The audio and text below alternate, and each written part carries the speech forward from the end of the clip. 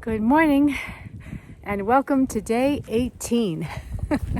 So, we had a really great night last night. We slept at Locust Cove Gap. There was sort of an unofficial campground there. And I heard from other hikers who stayed at Sassafras Shelter, which is where we were originally going to stay, but we got there too early, so we decided to move on. Anyway, they said it was really, really windy at Sassafras Gap Shelter last night.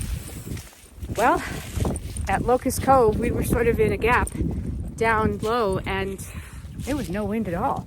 It was very cozy. It was a cool morning though.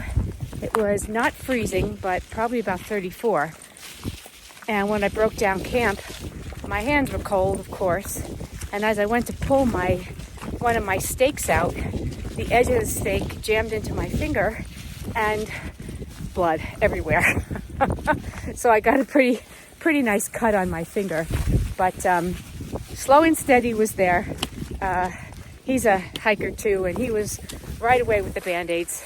So thank you, Slow and Steady. If you ever see this, I appreciate your quick response to my bloody finger. But it's clotted nicely and I'll be fine. No big deal. I am getting low on Band-Aids, so he gave me a whole handful of them, which was very generous of him. Anyway, so it is now about 42 degrees, and it's supposed to get up to the 60s today, low 60s, but I don't know. It's almost 10:30 already. I did leave camp much later than I usually do, but I was dealing with a bloody finger and cozy in my tent. It was really hard to get up this morning, but we did, and we're moving on. So we have 11.8 miles this morning, right, Micah? And we are hoping to make it to Cable Gap Shelter, and that's our destination.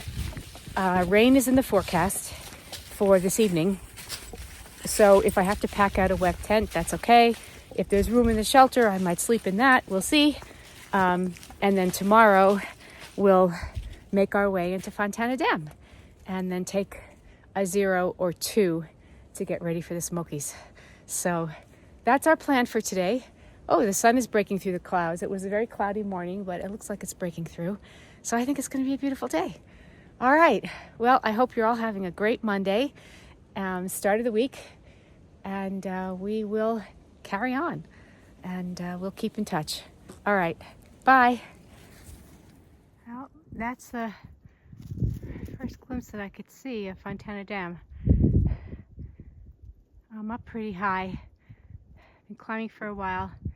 And those mountains behind it has to be the Smokies, because that's due north.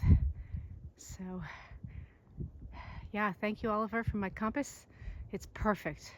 I always know I'm heading in the right direction. So all right, we're gonna carry on. It's a little after 12. We're gonna stop for lunch soon and then try to make it to the shelter. Well, that's where I just came from. That's south of here. That was the ridge I just climbed up to and climbed on it, and now coming down in elevation. It finally warmed up. I took my mid layer off. It's 3 o'clock or 3:30. I took my mid layer off at about 3 o'clock because now we're coming down and the sun is out. And I think we have one more climb before I get to the shelter. So I have about another hour and a half of hiking, and then I'll have my 11.8 miles today. And the reason I did this is because I wanted to have a longer day today and a shorter day tomorrow into Fontana Dam, because it's supposed to rain in the morning, so I'd rather hike less in the rain. And my brother Danny asked me a very interesting question, which might be interesting to you as well. He asked me why I started my hike in early March, as opposed to mid-April, when things are warmer and greener. And there's lots of reasons for it. Many thru hikers, well, the bulk of thru hikers start March 1st to April like 15th or something, maybe April 1st. I could be wrong on that, but that's when the bubble is. And I wanted to sort of be in the bubble because I wanted to be around people. But also, some of the youngsters, you know, people in their 20s and 30s, they're doing 20-mile days. You know, I'm not doing that. That's beyond my abilities right now anyway, certainly in these mountains.